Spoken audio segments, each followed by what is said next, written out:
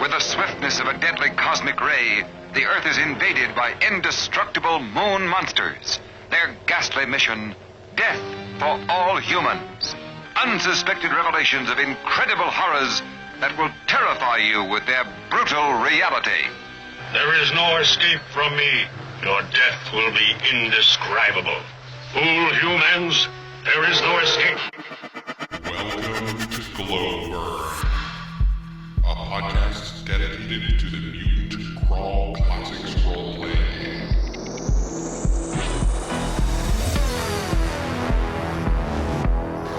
This is a test. This is only a test.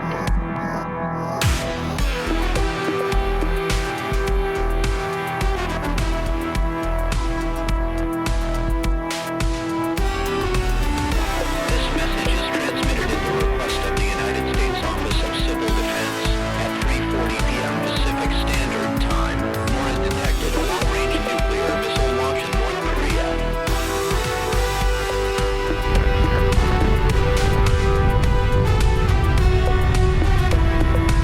Civilization is cast in ruin. Civilization is cast in ruin. Civilization is cast in ruin. Welcome to Glowburn, a podcast about the Mutant Crawl Classics role-playing game and old-school post-apocalyptic adventuring. I'm Judge James. And I'm Judge Mark. And on tonight's episode, we'll be discussing the great disasters themselves. We'll look at some of the ways that unique, potentially non-nuclear apocalypses may create different varieties of Terra AD. So let's go down in the shelter. Down in the shelter. All right, well, it's cozy down in this shelter, and during this section of Glowburn, we like to discuss all of the cool MCC and DCC gaming and other gaming, obviously, that we've done from, since the last time we've recorded. And before we actually start that off, I'd like to welcome back Judge Mark to the show, so it's awesome to have you back, sir. Thank you. I'm super excited to announce that following the hazing that Judge Mark received on the last episode of Glowburn, we're welcoming Mark Plord as a permanent addition to the show. Thank you very much.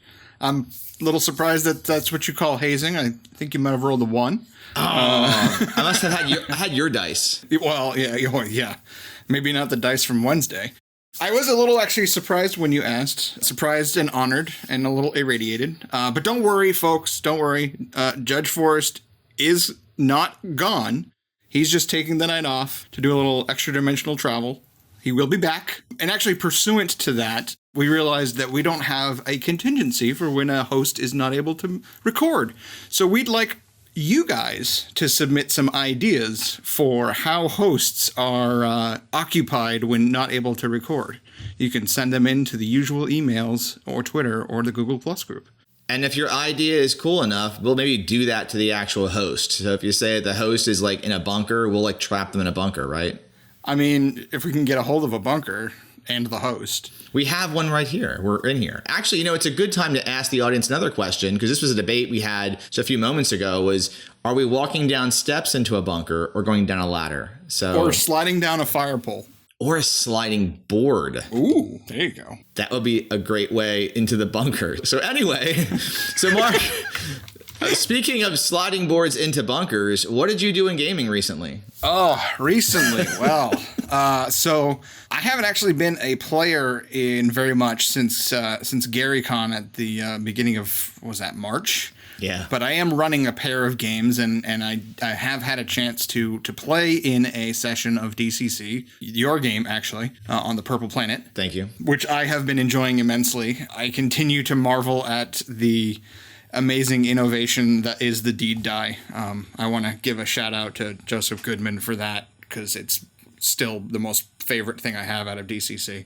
In non-MCC DCC gaming, I've got a Cypher System game that I'm running through the Freeport trilogy, which is a pirate setting, and we're I think one session from the end of the iconic Freeport trilogy, so I'm super excited about that. And since last recording, I've done 2 of my monthly Mutant Crawl Classics games. Yeah. The first adventure, which you were not able to make, Jim. I'm sorry. I ran. It's all right. It happens. Sorry. Work is what it is. I ran an adventure that I'm calling The Purple Pit of the Mole Men, which is actually an adaptation of Harley Stroh's The Sinister Secret of White Rock. I pretty much ran the whole thing on the fly. I had read it before, but I didn't have a whole lot of prep because I hadn't expected to end up with only, I think, 4 players. But it worked out pretty well, I think. I would have killed more people if they had gone through the whole complex, but they decided to take the extremely treacherous climb down the chasm rather than, go the hard way. And so there was a lot less death. But it was cool. It was fun. The second was actually just a couple of days ago. I kicked off a player-driven hex crawl through Terra AD, which I don't think anybody was aware of, but that was my first time running a hex crawl ever. I had no idea it was your first time doing it. Yeah, legitimately never done it before. In my younger days when I would play games like this, I usually had a whole bunch of stuff prepped, and I would just pick stuff as I needed. I never had like a random table or anything like that. So I think it turned out well, but maybe I should ask one of my players, like Jim. Well, I mean, I thought it was so good, and I played my shaman, whose name is Cypher, who, walks around with other characters, our dead Plantient former PC's like arm or foot, whatever, his limb as my staff. And I've been in love with my fusion torch. I have a relationship with my fusion torch. Its name is Damnation Jones. And Mark's letting me have it do 6d6 damage because that's what it does 6d6 damage against mundane material. And he's allowed me to, with the rule that flesh is mundane. The description in the book says that it's 3d6 against plasteel and permaglass and duralloy, and then 6d6 against mundane substances. And I, for the life of me, can't consider flesh anywhere near duralloy, plasteel, or permaglass. So yeah, it's pretty much an instant kill weapon, but that's okay because you still have to keep batteries going. And the fact that I'm a shaman, so my attack bonus is really not that good. I was rolling pretty well on that side, but Mark was rolling pretty well against me on attack rolls. So I was down to 2 hit points. I mean, if I got knocked down, I would have been again below 0 hit points for the 3rd time, which is another point of point loss. So yep. I love the campaign. I love the hex crawl feel of it, which I've experienced a hex crawl like in post-apocalypse one time before, and I'll kind of get into this in a second in my section. I'm kind of taking Mark's section up here, but that was when last year Michael Bolam ran us through sort of a hex crawly Metamorphosis Alpha game. Mm-hmm. I really, really enjoy the hex crawl plus the post-apocalypse. So that's sort of an inspiration, something I'm going to cook up here in a couple of moments I'll talk about. But the other thing, I'll have to post it to your Twitter feed, Mark, is that Carrie, my daughter, who does a lot of art, is drawing Cypher. Oh, nice. So she's going to have a full art. I probably look very anime styled, but I'm totally cool with that. So I'm getting Cypher drawn. That's pretty awesome. I can't wait to see it. As for non-gaming stuff, I've been writing my blog on a more or less weekly basis. And while not MCC specific, I'm about a third to half of the way through what I'm calling the alphabet of outer beings, which is more fantasy based. It is going to be a to Z of random tables for creating or detailing deities and supernatural patrons. But it may be able to be used for MCC AIs. And I'm also considering now that my 2019 project might have to be something like an alphabet of the apocalypse. Nice. What about yourself, Jim? All right. Well, I mean, I've been gaming, which is cool because I had, it's been kind of a rough season of gaming since the last episode. But our Purple Planet campaign, which Mark mentioned, is now 6 sessions in, and the party's making friends with the Kith. So big battle last game, almost got to kill Mark's character despite his deed die. That was pretty close. You're referring to the disintegration? The disintegration, yeah. Because all you need is a roll of a 1 on that, and you're toast, pretty much. Yeah, that was scary. I'll say that the party in that scene, they kind of Mark was driving the party's skiff down a hill into a already ongoing battle between 2 Kith horde, and Kith armed with plasma torches and ray rifles are pretty dangerous. Yes, they are. I'm on the hunt for MCC players in my new neighborhood in the Philly burbs. So thinking of getting a group together for free RPG day at a place called Games Keep in Westchester. I may have recruited 3 to 4 people at this point that I've been finding either online or I found at the store when I was there a few weeks back. The good thing about being a gamer, I think the great thing about being a gamer actually, is we can kind of just link up with people. We are at a store, we find people, we find our own kind, and are like, hey, let's game. Now, none of them ever played MCC, so this will be kind of a treat, I think, or maybe they'll be afraid forever. I'll definitely do a funnel, and Evie has co-GM'd Hive of the Overmind with me before. I think she's going to play, so I think we're going to do Assault on Sky High Tower, and maybe move into Children of the Fallen Sun, which I'll be running at Save Against Fear in October in Harrisburg, PA. Cool. So if you're a Philly gamer, let's chat, seek me out and let's talk. Actually, this whole move thing has me thinking about some kind of super overarching campaign setting for MCC that I can use while traveling. Well, not traveling because we'll have already traveled, but, use while I'm out there as sort of my core world, if you will. And last night, I kind of went off the deep end and picked up the Paranoia Bundle of Holding, which is like $27 for all of Paranoia 1st and 2nd edition. And I ordered the Metamorphosis Alpha Collector's Edition. I had the PDF of the original game, and Epsilon City. The latter two I've never purchased. So I started thinking about a campaign that uses MCC to run a Metamorphosis Alpha campaign with the players not knowing that they're starting off on a ship. And then somewhere on that ship, the computer of Alpha Complex exists, as does all of Alpha Complex. And it's like some awesome villain, potentially. Maybe the PCs just keep hearing of Alpha Complex and this all-knowing, all-great computer is like a good guy. And then they get there and they find not a good guy. And all the patron AIs are were once subsystems of the Warden. So I've done a bit of drawing. If you go and find me on at I Live for Crits, I actually posted a picture of how I've redesigned the Warden, because for me, I like to have ships look a little more realistic in how they could possibly work. And I know it's super far future. I should have to do that, but my brain likes to do that. I think I blame Kerbal Space Program for wanting to have at least as much realism in the physics as I can have for a ship that's 150 miles long now that I'm done drawing it. So, Philly people, the Warden is coming your way. At the very least, I'm going to put my family through that adventure, that campaign, and anyone else comes to our house when we play on our regular Friday nights. Cool. All right, so let's see what Yins have to say. I'll throw some Pittsburghese in there for you all. So, what do Yins, the voices of the ancient ones, have to say? Voices of the Ancient Ones. Voices of the Ancient Ones is where we give you, the amazing Glowburn community, an opportunity to contribute to the show and send in your questions, comments, and other glowing words of wisdom. Are those glowing with nuclear fire, Jim? Yes. Oh, okay. Our first email is from Pittsburgh Judge Extraordinary, Judge Michael Bolam. He says, hey guys, finishing up the recent episode and wanted to chime in on a couple of things. As a suggestion for a healer in media, what about Zyra from the Planet of the Apes series? She is a psychologist and a veterinarian who specializes in human research. She nurses Taylor back to health in the research facility. In the sequel, she tends to Brent's bullet wounds. Of course, it's a bit of a flip because of her status as an ape, but in the Planet of the Apes world, the apes are equivalent to the pure strain human. The intelligent humans are seen as freaks or mutants. So it still kind of works without breaking the core tenets of the classes in the game. Also wanted to chime in with a little more on tech levels in response to John Hammersley's questions.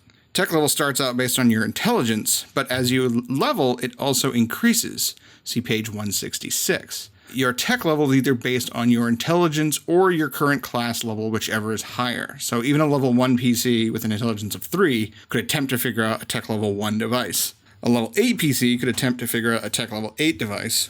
Intelligence doesn't matter at that level to attempt it, but it will matter when you actually make the check. So you can get higher than a tech level 5 without the ridiculous intelligence scores, but it's going to take a lot of work and luck to survive that long. You covered this, but to reiterate, artifact checks don't use tech level. Tech level is just there to determine if the PCs have a chance of even understanding that they can interact with this thing. Complexity level plays into the actual artifact check, acting as a penalty to the artifact roll. Getting the best general artifact bonus, combined with probably being one of the smartest PCs at the table, gives the shaman huge advantages early on. Yes. Sorry, bud. I'm just not in a position to teach you how to use that blaster rifle right now. Better turn it over to me before someone gets hurt Once I get some practice, aka you find a better one, I'll teach you how to use it, I promise. So saith the shaman. Based on running a lot of MCC at cons, people want the mutants, but at Gary Con, the shaman stole the show in my game, Blessings of the Vile Brotherhood.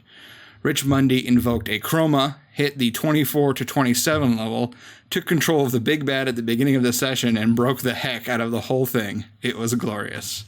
Mike.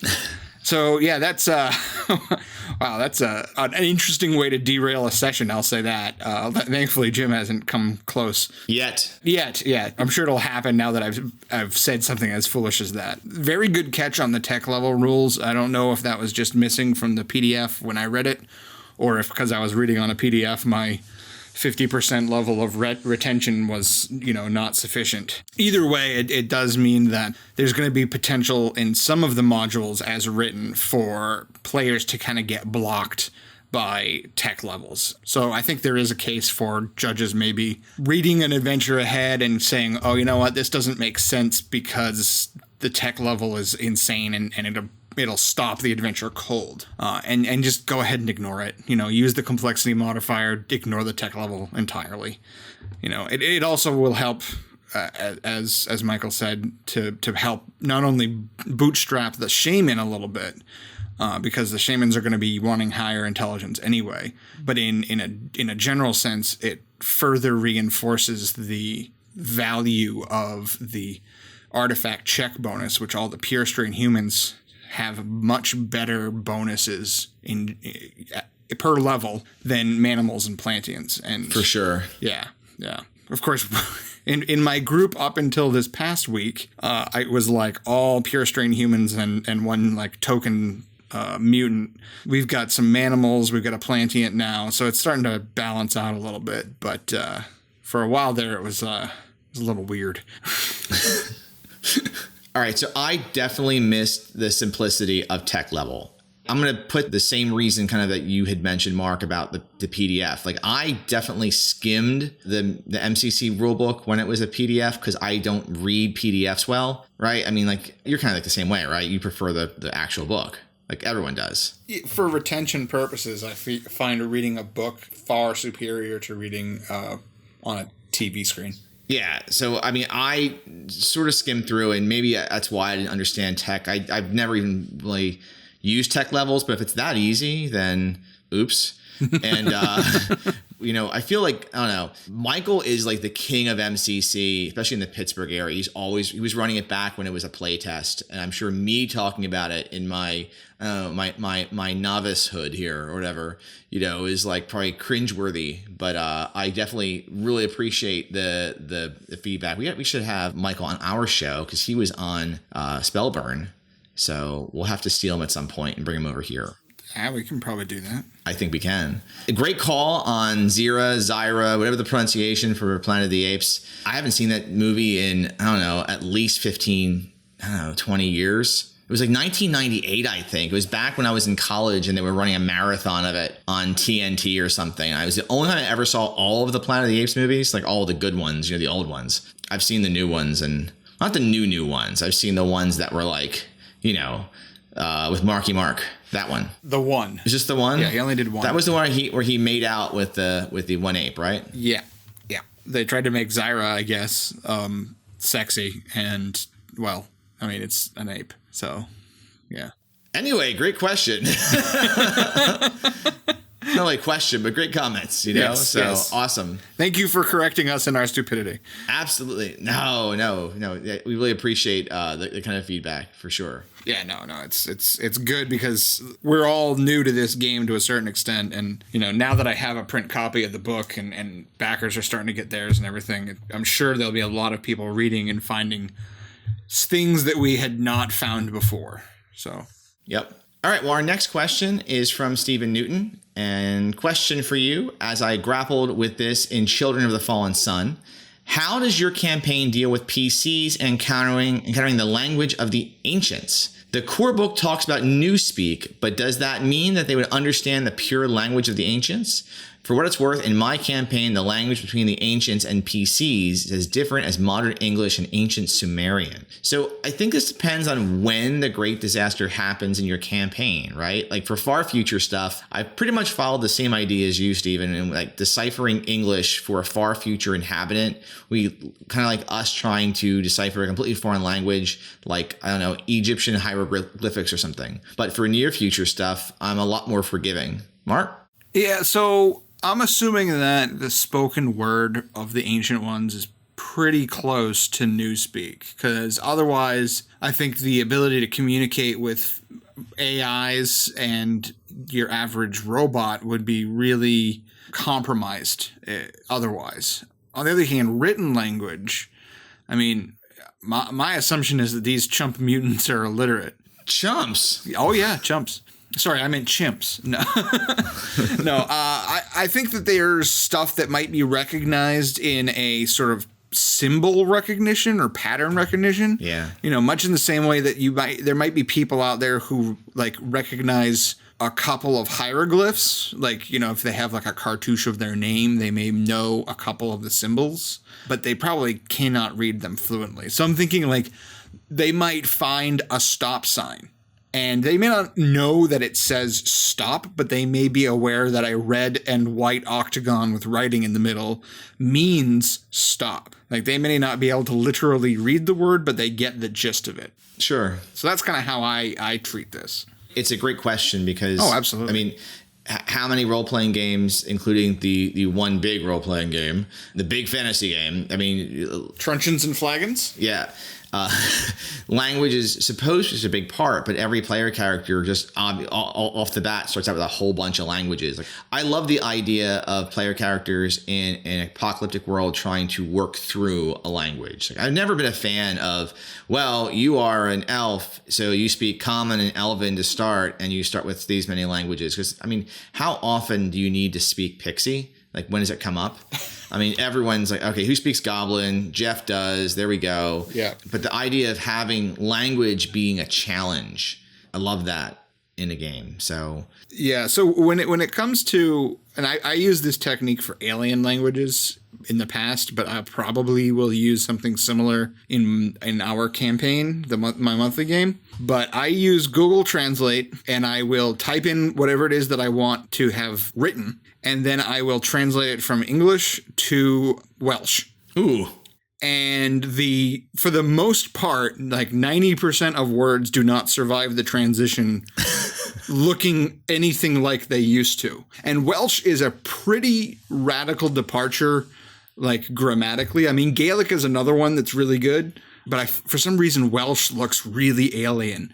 And then I'll just copy it from the Welsh translation and I'll drop it into the player handout that I'm making or whatnot. And they're like, there you go. That's what you see on the screen. And for all intents and purposes, I've suddenly rendered English into an alien language. And maybe there's a word or two that the players are able to suss out because they're pretty close. But, you know, the rest of them are just like a seeming mishmash of letters that don't make any sense. And unless, of course, I have a player who happens to know Welsh. But I think I'm okay on that one. All right, well, that was a great question, Stephen. So thanks for tossing it out. Yes, thank you very much. So onward to the great disasters. Disasters, plural. The Great Disaster. Go, go, go, go, go, go, go!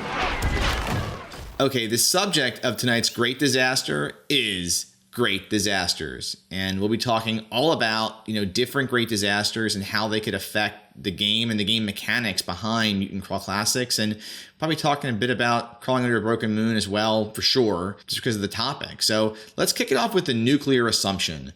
What do we got, Mark? So the nuclear assumption, nuclear war, the stock option for post-apocalypse. You know, global nuclear war was such a real threat for a long time in the actual world. And as a result, it pervaded the genre for decades, literally decades, because of the Cold War. And unfortunately, it also ended up becoming a bit cliche as a result. But I do think that it still speaks to us today in part because there are these settings which are the result of our own worst nature, right? I mean, you look at the results of nuclear war and something like Fallout, and you're like, we brought it on ourselves.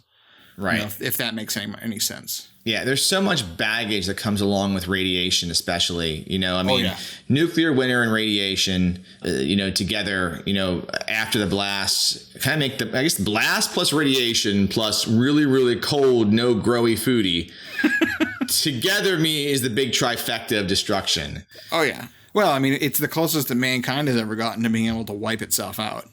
And it makes for just an eminently great post-apocalypse or great disaster, as it were.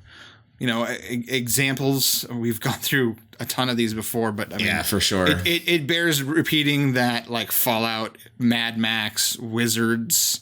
I don't know if you've got any ideas, Jim, but I feel like I just hit the top three right there. I mean, we can just kind of go through. We could go through it again. We're trying to. I think for this episode, we're looking at stuff Other beyond. stuff. Yeah, stuff beyond here, but we want to definitely cover it For completeness' sake. Yes, to be the completest that we are. Absolutely. So for rules changes to be complete, I'd like you all to grab your Mutant Crawl Classics handbook And open it. and there you go. There's the rules changes. The changes are there are none. This is stock. This is the stock version of Mutant Crawl Classics. Yep. I don't want to oversimplify it either, because that sounds like, you can do nothing else with it. But we're going to tell you how you can do other things with it. But, I mean, Glowburn. I mean, the very concept of Glowburn is that you're dealing with radiation, right? That's kind of the idea. It's baked into the game already. Right.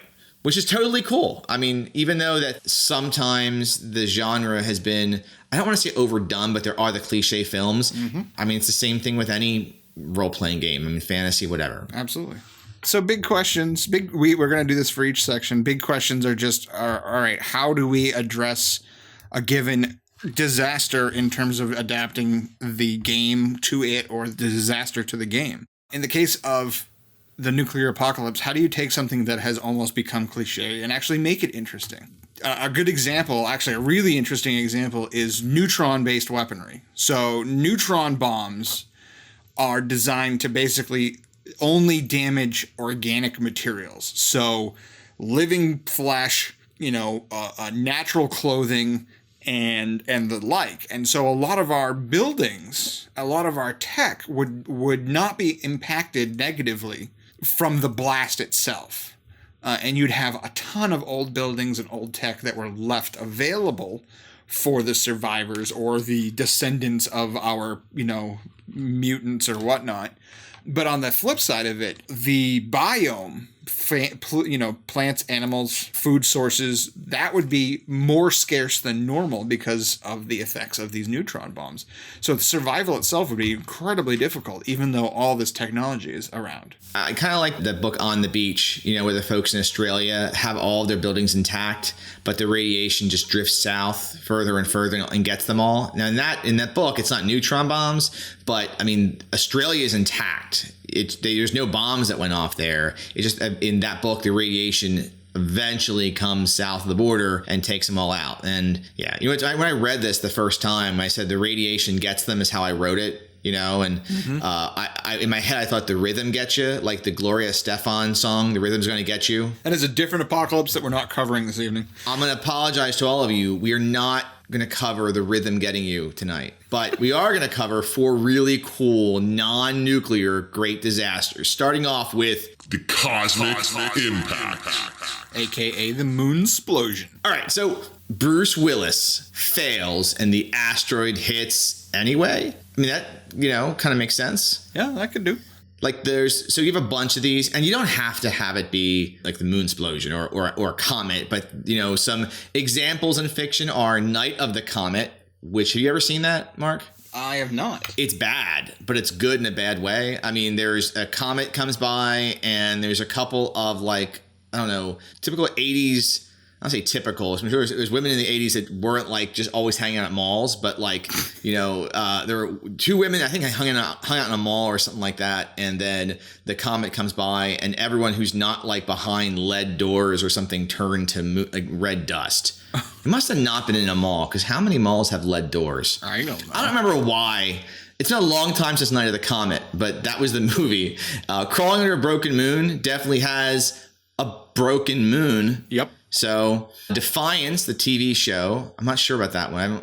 You put that in there, right? I put that in there, yes. What's that about? That was actually, that was a weird thing. It was like a video game that was also a TV show. And one of them was supposed to be able to, I think the video game was supposed to impact or be able to adjust the way that the TV show, I don't know. But basically, like an alien fleet arrives in Earth orbit and bringing with it all kinds of garbage and debris. And when their ships crash, like some of them have like terraforming modules that do weird crap when they land. And so it's less of a cosmic impact in terms of like, you know, a natural disaster and more of a cosmic impact and like an aliens attempted to land here, but oops. Gotcha.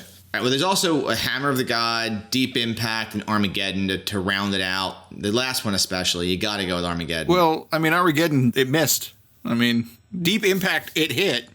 Armageddon, it didn't. Or did it? Well, I mean, I guess it depends. I mean, I think Armageddon, it's not about the asteroid hitting. It's about the movie hitting. Okay? So we're living in the post-apocalypse of Armageddon. We're living in a post-Armageddon world. All right, that's fair because that actually explains a lot of things. It does. I also have a note here from Forrest. He says that we forgot Thundar the Barbarian, which, oops, sorry, Forrest. Yeah, I haven't seen it, any of it, so I don't know. I'm a little too young for it. You know what? There we go. We're the team anti-Thundar. That's not true. Thundar's cool. I'm not anti. I just was a little too young for it. You know? He's got like a fire sword and everything. But personally, I'm a lot closer to Aerosmith's "Don't Want to Miss a Thing" than I am to Thundar. I'm sorry. I'm not close to either of those. Don't want to close your eyes. All right. Rules changes.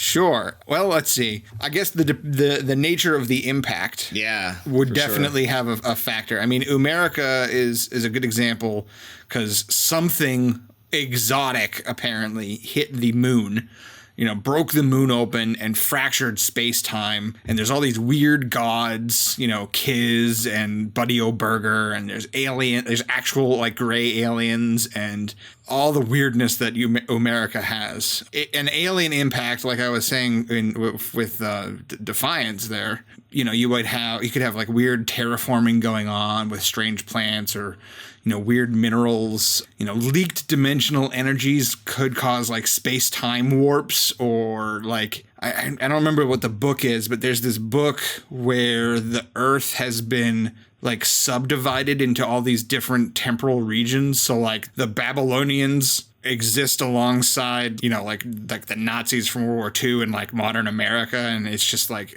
I don't know, it's weird. So depending on what your disaster is, like the specific source, you're going to want to, you know, bend your weirdness in that direction. Yeah, I mean, the content of what's hitting could mean a lot. So let's talk about asteroids for a second. So we're playing through Purple Planet, and one of the items in Purple Planet you're collecting is greenstone shards. So if the asteroid has some kind of something in it, you know, you could call it greenstone, you could call it Bruce Willisium, whatever you want to call it. You could say that powers, you know, for spellburn and powers artifacts just like it does in Purple Planet. So I know one thing is you can use greenstone shards to augment your spellburn. So right there, you know, maybe you kind of create a currency, a new currency that player characters are trying to get. Sure. And, you know, if it's a comet, maybe you can link different monsters to contagions and microorganisms from space. You know, maybe a planet hit, like that movie Melancholia. I think it was was it Kirsten Dunst in that? I do not know that one. It was like a Lars von Trier movie. It was weird. It was very bizarre. Okay. But, you know, in that, the Earth is hit by a giant planet, and maybe the worlds just kind of bump instead of crash, and they stick together, and one is magic and one doesn't.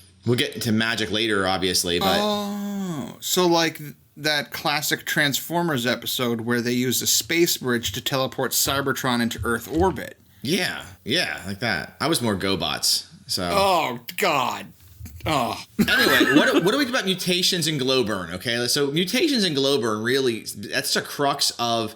That's just a giant piece. I mean, 3 of the 7 character classes are built around mutations, and you've got Glowburn for another one of those. So what do you think? How do we handle those? So, I mean, much like you were saying with the Greenstone, like, I think if you had pieces of the object that hit the planet or hit the moon or whatnot, those would be the sources of your Glowburn. Or it might be, like I said, if there was like a terraforming type of element to your disaster, you know, it could be a crystal that like sort of is created by converting regular Earth matter.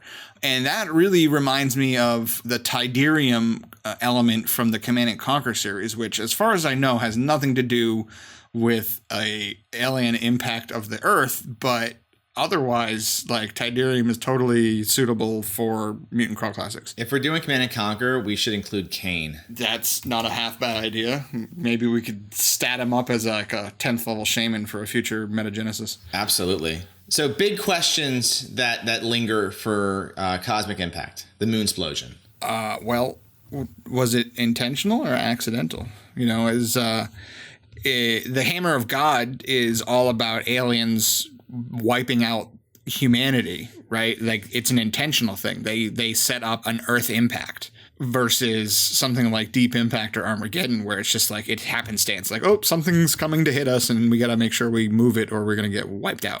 I think there's some potentially interesting ideas for the larger story of your game if you're into like having sort of bigger plots around like aliens are trying to kill you. You know, it's like suddenly the tech level and being able to sort of climb that tech level tree and be able to understand higher tech levels becomes that much more important, because if you're going to beat off an alien invasion, then you're going to need to be able to use more than a sharp stick.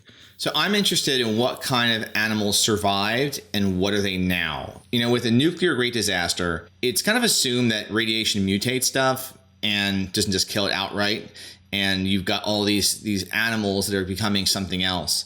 But with a cosmic cataclysm, you know, most life should be extinct. So what survived and how did it survive? And for this, I strongly recommend either The Future is Wild, the book, or the TV show, if you can find the TV show anywhere, or After Man, for some ideas on this one. Just some cool ideas for future evolution of what maybe made it. Sure. Yeah, I mean, that's an interesting point, because again, with the terraforming aspect, you know, it's like Earth animals might be getting replaced with completely alien creatures, right? Right. So, you know, suddenly you might have a legitimate reason to use something like a purple worm or a mimic even. Steal from that other RPG. Speaking of purple worms, let's discuss Contagion next. Yeah, so... And here I thought I just had a cold. So Contagions, yeah. Ooh. I mean, I feel like there's not a whole lot to say as far as what the Contagion thing is. I mean, you know, anybody who's seen The Stand or is even vaguely aware of the impact of the Spanish flu in the early 1900s. I mean, you get a global pandemic going and people die. You know, some examples, like I said, The Stand is a great one. I Am Legend, either the book or either of the movie. Actually, I think there's more than 2 movies now that I think about it. You know, it's like everybody on the planet turns into weird albino vampire zombie things except for Charlton Heston and or Will Smith. It's like walking into a Hot Topic. Yeah, exactly. The Andromeda strain is a contagion. That one, it wasn't an end of the world situation, but it could have been. World War Z is that's a zombie apocalypse thing where it's a disease and not just like people randomly rising from the dead.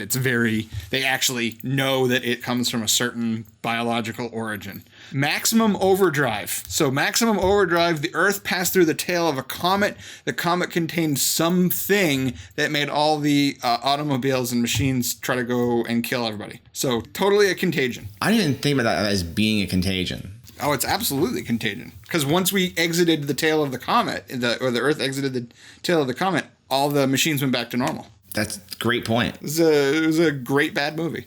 And then my bar none favorite out of this example list is 12 Monkeys. Because, you know, Bruce Willis. Yeah, you can't go wrong with Bruce Willis. You know, comes from a pandemic decimated future where everybody's living in sewers and wearing clear plastic for some reason. And it's just wonderful. So what about rules changes? This one's probably the hardest because it's so far from the norm, right? I mean, you have to replace radiation hazards with biological hazards. the glow burning is going to be way different. I mean, it might involve like eating old scabs and stuff. You know, it's like you've got to like consume viruses or bacteria, or maybe on the flip side, you've got to find like old antibiotics and medicine and like prescription burn. You know, use as directed, folks. You know, character mutations could actually be symptoms of the disease. And so, you know, the fact that a metapack can heal you of these symptoms of a disease, but in the process also removing a character ability, becomes a very interesting sort of dynamic. And then, of course, pure strain humans, like because pure strain humans can't take mutations because they have like a, you know, perfect genetic structure or whatnot. Does that mean that pure strain humans are immune to the diseases, but that all of the other PCs are sick in some way? Like, that's kind of dark. You can either go to the other extreme, maybe, and say that there's just these giant viruses running around killing people. Oh, absolutely. Like a huge, you know, like a slime or a gelatinous cube could just be like a great old, big old bacteria. So what about patron AI and artifacts and other far future stuff? Do you think this like still plays the same part and role in an MCC game that has Contagion as the great disaster? Or do you think that scenario would lend itself better to maybe crawling under a broken moon? I mean, I think it depends on your time scale. You know, if it's a near thing, then crawling is definitely going to be better. But, you know, if humanity was wiped out to 1%, right? So if 7 billion people was wiped out down to 7 million people worldwide, which would be a humongous shift, right? Yeah, for sure. And those 1% were like the only people who were immune or partially immune to whatever this virus was.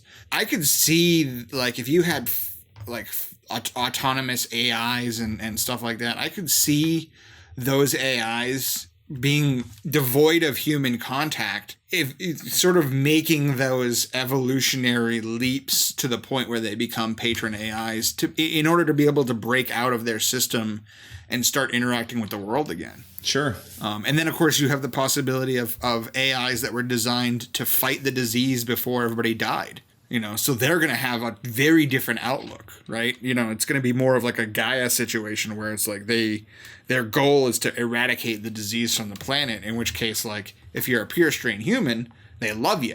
If you're a mutant, they think that you are part of the problem. So big questions we have. You know, I think one is, does the disease still linger? Mm-hmm. You know, are the people who are alive just resistant, or are they immune? Yeah, definitely. So I like to ask why. So where did it come from, and why did it happen? Was it biowarfare? You know, was it an oops? Did somebody drop a petri dish? Or was it, you know, was it biowarfare like in 12 Monkeys, where the guy specifically like took a bunch of samples and went around to different airports to infect as many people as possible? You know, the Enclave from Fallout, they were using the forced evolutionary virus that creates the super mutants. They were sort of using that as a weapon, or at least they were intending to. You know, obviously the whole thing got out of hand for them, but I always like to know that kind of stuff. Another big question is what I would consider the zombie conundrum, because I don't know. I commonly feel nowadays that zombies are a little bit overdone. They're everywhere. Yeah. So whereas there are so many other monsters that would lend themselves so much better. Like there's all these zombie apocalypses, but where's the Minotaur apocalypse or the Centaur apocalypse? The Centaur apocalypse. That way, you know what? I think we have a room for a great Contagion where people are centaurified and, like, you know, forced into like into centaur like situations. Yeah, I mean, I think the core of your question, which is, you know, do we have to stick with zombies, is a very pertinent one, because zombies are a bit played out at this point. You know, they were not huge in pop culture for a long time, and then they have become epidemic levels at this point. And it was that new Dawn of the Dead movie, and then with The Walking Dead. The Walking Dead, yeah, right after that. Yeah. Yeah, I mean, eventually we're going to see a downturn, and they'll go away for a while, and then they'll come back, you know, 40 years from now or something. And the Centaur apocalypse will rule the 2020s. Yeah, or maybe we're going to get, like, I don't know, like the, you know, people with 2 left feet apocalypse. I don't know. That's just trouble. Everyone's a low luck stat in that game. It's like, All right. it's like suddenly the population decreases because nobody can dance. Exactly. Let's move on to machines run amok. Woo! So in this apocalypse, you've got robots or nanotech, man-made or from an alien source. Any artificial creatures have destroyed human civilization, possibly making their own civilization. You've got, for some examples, on the big scale, you've got Terminator, The Matrix, Screamers, and Berserker. And then on the small scale, you got Revolution, the TV series that, spoiler alert, there's nanotech in that. Yeah, and anybody who doesn't know, so Screamers, I talked about it in the last episode we recorded. It's a Philip K. Dick story. It's really good, and it's very similar to the Berserker series by Fred Saberhagen, which is about these alien war robots that have kind of become sentient and run amok. So, it's a thing. All right, so rules changes. Obviously, in Mutant Crawl Classics, right now, there's like a good 60% mutant to 40% robot ratio in terms of the antagonists. And so a big change would be way more robots. You'd need all kinds, and ideally not just humanoid-shaped robots, maybe robot centaurs. Yes. Hashtag robot centaurs. There you go. Or, of course, like any of the stuff from Terminator, and actually Terminator Genesis, not Genesis, which was the one that was actually set in the future. Terminator Salvation, which was not the best Terminator movie. In fact, I generally prefer not to acknowledge that it exists. It does have some pretty awesome designs for the Terminators in the future, because there's like that eel one, and there's the Terminators that are just like full on bikes. They're like motorcycle centaurs almost. Like, yes. There's some really cool robot design in that. So we're on the centaur kick here. Yeah, this apparently is the centaur episode. I really do enjoy the Terminator movies, I'll be honest. Even the ones that are bad, like Terminator movies are kind of like pizza. They're kind of good, like Alien movies. Like I liked, was it Prometheus, and that last one was okay, but I don't know, Terminator movies are the same thing for me. Sure. I would, in a role-playing game, in an MCC game, or any RPG where you have a lot of robots, you have to have a lot of AI. And I think you need to use those AI rules and those personalities and throw them in everything. Like random personalities in every artifact you find, in every locked door you're trying to open up, you got to talk with the lock. I don't know. Just throw them everywhere. And then to deal with that, there is that new free zine that's floating around for Cyber Sprawl Classics.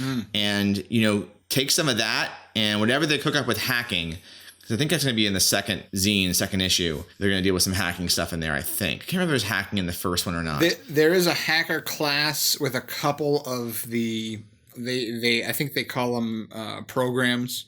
Okay. They're basically spells, but they call them programs, and you can only run them when you're in the net. Yeah.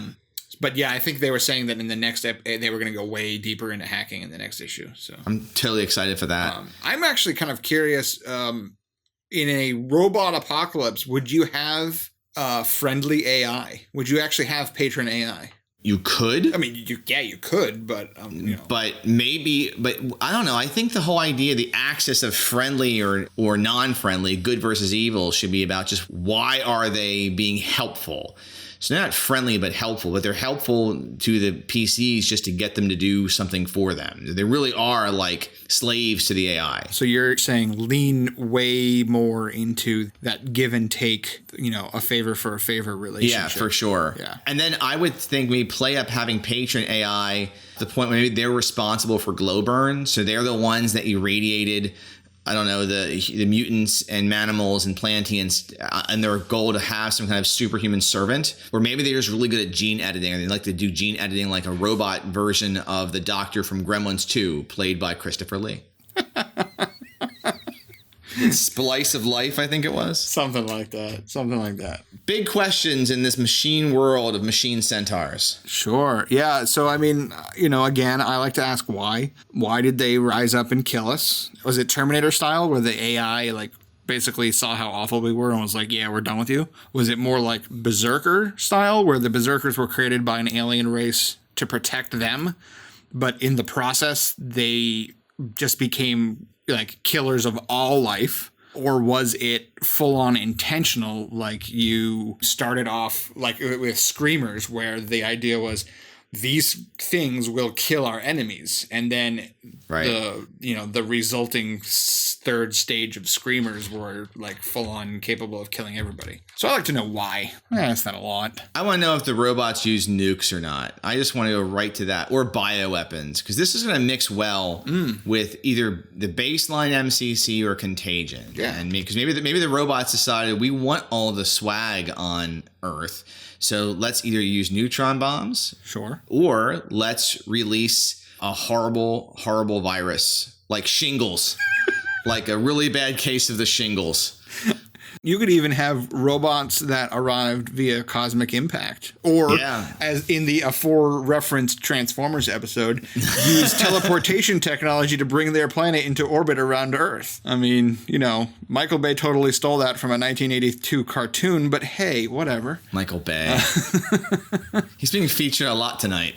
Yeah. All right, so the fourth and final disaster we found a difficult time naming it, so we're just calling it Magic. There were so many cool names for this. However, Magic. Yeah, Magic, because this one kind of covers a lot of stuff. I mean, basically it's, the forces of magic either surge up or resurge or whatnot and cause like the laws of reality to twist and bend and maybe throw technology crazy and society goes spinning into a tailspin, all the good stuff. Examples, so the Rifts RPG, like an initial small-scale nuclear exchange killed enough people to cause a magical surge around the planet that basically became a sort of a runaway explosion. It killed more people, which caused more magical energy to fuel more that killed more people, et cetera, et cetera, et cetera. The Earth Dawn and Shadowrun. So I don't know, Jim, if you're familiar, but Shadowrun and Earth Dawn are actually connected games. Yeah, no, I'm aware. Yeah, so Earth Dawn is like the far past where magic was high. Shadowrun is like, the near future where magic is on the rise. And 20-something years of meta plot are implying that magic is rising extremely fast for some reason. Day after Ragnarok, which, the Norse gods like come down to Earth and, have their end of days war, and that screws everything up. And then if you're watching the current season of Supernatural, they've traveled to an alternate reality where like the apocalypse happened and the angels won, but they're all jerks, so it kind of stinks. So yeah, there's a lot going on with this one, and of course you could have all kinds of other stuff too. This keeps on going. Rules changes. So other than adding magic, what would you do, Jim? I would put my MCC book down and then stick my DCC core book on top of it, and I'd duct tape them together like Ripley duct taped the flamethrower and the pulse rifle, and I'd show up with that. Oh, okay. Yeah, that works. I mean, yeah. I think it'd be fun to determine the type of magic. So maybe you just go with one element. Maybe, okay, you're going to do everything from MCC plus clerical magic. Okay. So like Day After Ragnarok then. Right. Or like Rapture the Second Coming, which was like that was a role-playing game that came out like I think I've discussed it before in the show. It was like the late 90s. Sure. Or Neon Genesis Evangelion, which is a manga, a manga and an anime where there's these giant mecha that are built out of the bodies of angels or something. I think we're still in a tough spot with this one about artifact checks and DCC characters. So I don't know. I think this is the time to chat about this. I think we discussed it before. We have, or at least you guys have. Please open up your DCC core, your MCC core book. Yes, the hymnal on page 263. Yes, and go to page 263, and you'll see the list of all of the artifact rolls for the classes in the game. And some of them are pretty crazy. Yeah, like the fact that a wizard or an elf starts at a +6 when the best MCC class, which is a shaman, starts at a +3. Like, what? I don't know how I feel about that. And I think it's something that, this is one of those things where I think I've discussed before. I think sometimes the DCC and the MCC characters don't quite mix, but I know that, Judge Jim, it works. So it's going to work somehow. And because I'm actually getting to the point, and not to sound like a fanboy, but the more I play MCC and the more I'm like, this shouldn't work. When we play it, it kind of works. Mm-hmm. I'm like, oh, it does work. So I don't know. When I first thought about this, I'm like, I don't know about this one. But the more I play, the more I'm like, okay, it works. I feel bad that I ever questioned it. My only concern, I guess, is that the DCC characters already have so much stuff that makes them awesome. I mean, the Warriors have the deed die, which the Sentinels don't. The Thieves have all of those thief skills, which the Rovers, which is the closest equivalent to a thief, only have like a very small subset. The Wizards have like crazy magic compared to the Shaman's wetware. And now they are also better at artifacts than the MCC characters. And it just feels like the DCC characters could come in and outcool the MCC characters in their own setting, which doesn't sit terribly well with me personally. But I mean, it's not broken. It definitely works. I don't know that I like it. I don't know if that makes sense. Fair enough. So what big questions remain? So my big one would be, is this a normal thing? Is magic cyclical in nature, and is this like a normal upsurge, as in the case of something like Shadowrun, or is this not normal, as in the case of something like Day After Ragnarok or Rifts, where there was a drastic and sudden non-natural shift in the magic levels, and then if it is cyclical, like how long does the magic stick around before it wanes and you're relying on technology again? So I'm wondering if, kind of going back to your point, are you going to use all the DCC and MCC classes together? Do you just pick one set or the other? Do you maybe just throw in a few classes? Like, for instance, maybe toss in the Mutant or the Manimal. Like, I think we should test out Nutbiter, Mark, maybe you should explain who Nutbiter is. Yeah, so Nutbiter is my DCC Purple Planet character's pet dog. He started off as the pet of a Zero character who got eviscerated. And my warrior adopted him as his own after I think he critted when he bit the guy who killed his master. Yeah. And Jim said that he had gone for the nuts, hence the name. And so he's a war Shih Tzu, one of those little fluffy dogs, fluffy Chinese dogs. And in my head canon, the story that's going on in my head, even though it has no bearing on the actual gameplay that we've been playing, he's been going into the backpack where Floyd has been hiding the greenstone shards he's been finding, because he hasn't been telling the group that he's got all these, and he's been eating them.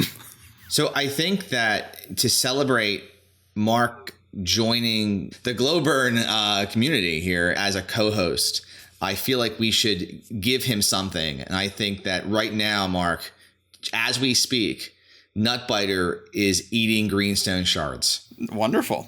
And I think in the next game, everyone in that party is going to be awakened to find that Nutbiter is a manimal. Nice. So congratulations, sir. It happened live. Not really live. You all, this isn't live. But it happened in May that Nutbiter became a manimal war Shih Tzu. This is going to be awesome. Congratulations. And then we can talk later about how that works with a manimal and a party of characters. So again, it's more of Absolutely. Let's just see how it works for Glowburn. Yeah, I mean, we can see how the cross-pollination works on the backward side of it. Because I think of the classes that the MCC classes going into DCC, the mutants, the manimals, and the plantians have the most cool stuff to show up in DCC and actually be like, hey, look at me, I'm awesome. Whereas a sentinel that shows up in a DCC world is going to be just a slightly less awesome warrior. All right, so roll it with D6, Mark. You have a die near you? I do. I will roll this D6. I rolled a 4. All right, so Nutbiter ate 4 greenstone shards. Okay, I'll make a note of that.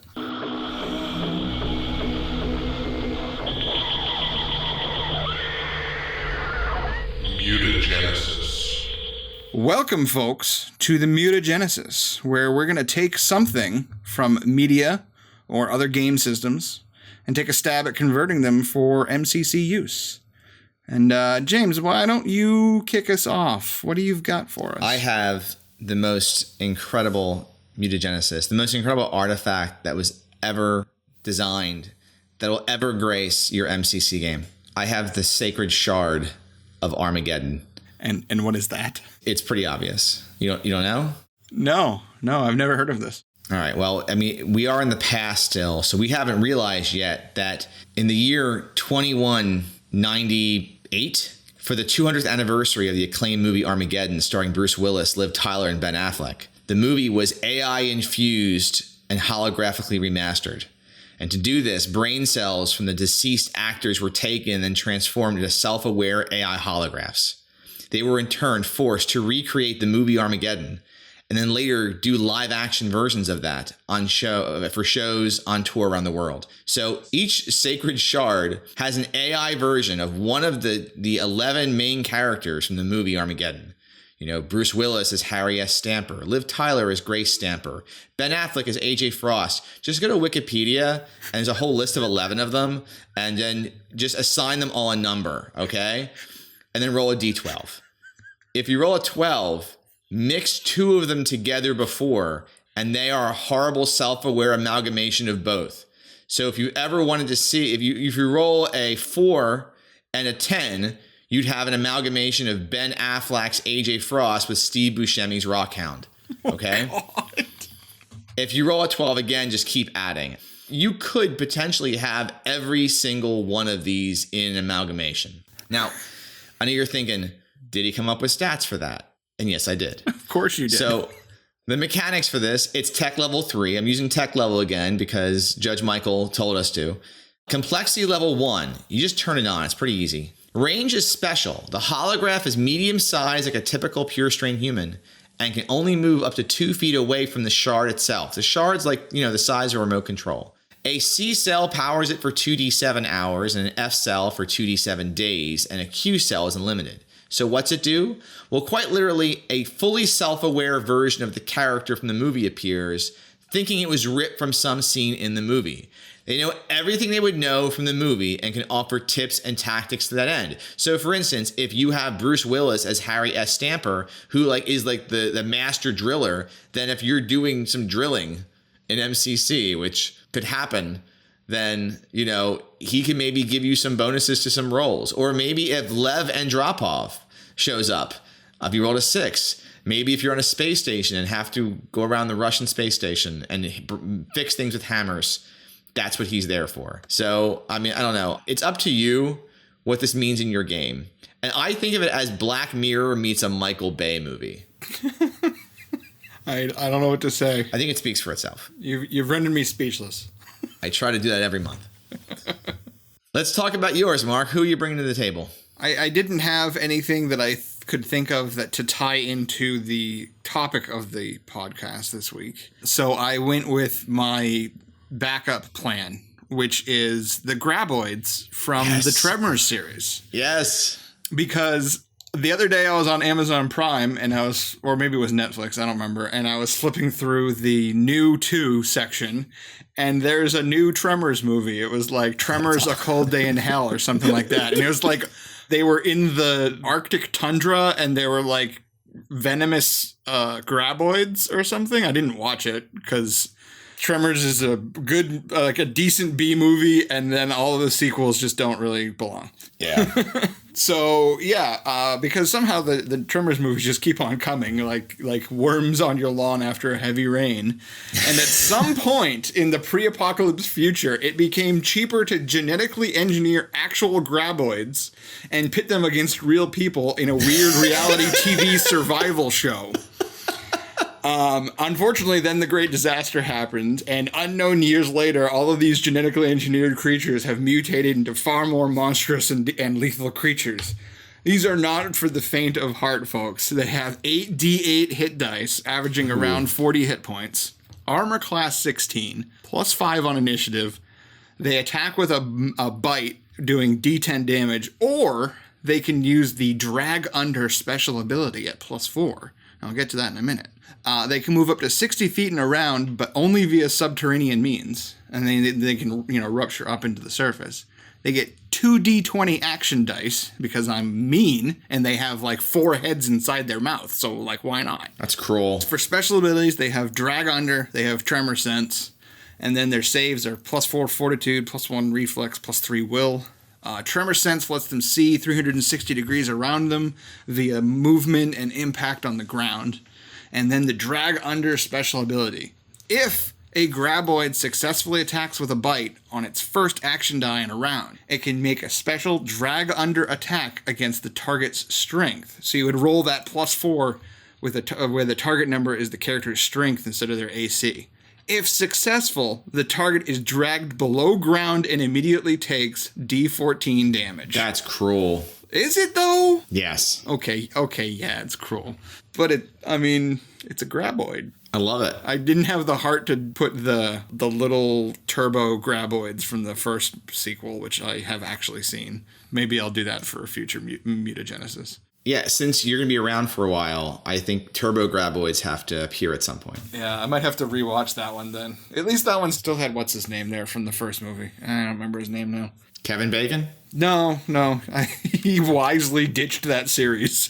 The other guy I only know is the guy who is Gus Grissom from The Right Stuff. That's all I know him as. That's the guy I'm talking about, but I don't remember the actor's name. That's his real name. His name is Guy Who Was Gus Grissom. Oh, that's really awkward on a driver's license. It's tough.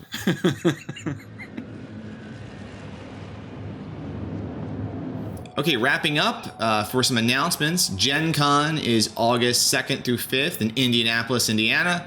Lots and lots and lots of DCC and MCC, including an epic return of the tournament. Sounds like Lankmar might be in PDF form by then, so fingers crossed, at least in August at some point. The Save Against Fear convention is October 12th to the 14th at the Harrisburg Mall. I'm only mentioning this because I'll be near there. And I think we're going to try to explore that con. And I've submitted 2 MCC events.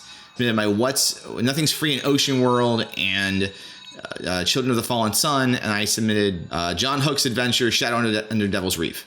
And I believe there'll be some other DCC luminaries there. So keep your eyes peeled. MCC availability. A quick note about MCC availability. According to the latest Kickstarter update from May 16th, which is a couple days ago, bulk shipping is complete with only odds and ends and replacements yet to go out. As for retail, the best guess is June, which I hope comes soon, which I guess it will come in like 13 days. But you know what I mean? Like, I get freaked out using my foil cover. Which cover do you have? I have the color and a leather edition. I want to buy a foil because I really like the green and how that came out. So I might end up with 3 copies of this by the time it's all said and done. I really like the green, how the green looks on the foil. And the feel of the book in my hand feels fantastic. Yeah. I gotta say, I really do love the leather edition though. And the fact that my color edition, I got signed by Jim Wampler at GaryCon this year, That's cool. Almost makes me treasure the color cover more than the leather cover. So I've got a real dilemma on my hands. Sure. You can contact us on Twitter at Glowburn, via email, glowburnpodcast@gmail.com. There's also the Glowburn community on Google+, which is, last I checked, XXX strong still. Absolutely. Always XXX strong. Absolutely. Okay. You can contact me at InspStrikes on Twitter. My blog is inspstrikes.blogspot.com. That's INSP strikes, all one semi-word thing in both instances. And I'm on the Google Plus as myself, Mark Plord. My name is spelled with a C, not a K, so that will aid you in finding me. I'm over at I Live for Crits, the number 4, and livingforcrits.com is the blog, which has a couple of updates. I'm working on that. And then just to get a plug Forrest. So he's at Forrest Aguirre, Aguirre, just like it's spelled, right? Yeah. It comes off better because it's his last name, you know? Yeah, exactly. And his blog is forrestaguirre.blogspot.com. So special thanks and credits to the shaman of intros, outros, and bumpers, Bob the Voice Brinkman, our patron AI of audio-visual engineering, Hector the Missile Cruz, all of our creative advisors in the Glowburn G Plus community, which is currently 355 strong. The intro-outro song is by Chronox. It is off the Voyager album, and the song is Juno. And I don't know, to wrap things up here, I'm just going to say MOON, that spells Mutant Crawl Classics. And I'm just going to say insert clever dialogue here. I thought you were going to actually say something clever there. No, that was the clever dialogue and never mind. Well, to wrap up, Judge Mark, welcome to Glowburn. Thank you very much, and I am very glad to be here. All right, everyone, have a great day. Take care, everybody. Ariel, Ookla, ride!